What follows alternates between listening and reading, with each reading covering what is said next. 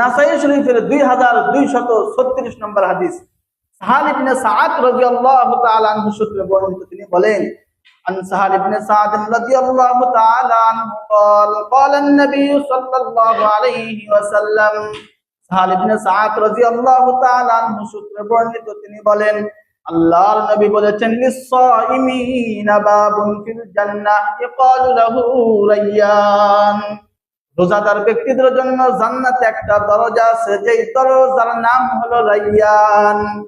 লা ইয়াদখুলু ফীহি আহাদুন গায়রুহুম, এই দরজা দিয়ে অন্য কেউ প্রবেশ করতে পারবে না।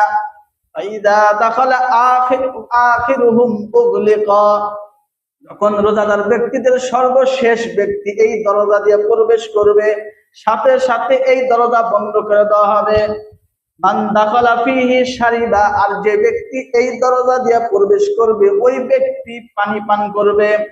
ওমান শারিবা লাম ইয়াজমা আবাদান, আর যে ব্যক্তি এই দরজা দিয়ে প্রবেশ করবে সে পানি পান করবে, আর যে পানি পান করবে সে আর কোনোদিন তৃষ্ণার্ত হবে না, আর কোনোদিন পিপাসার্ত হবে না।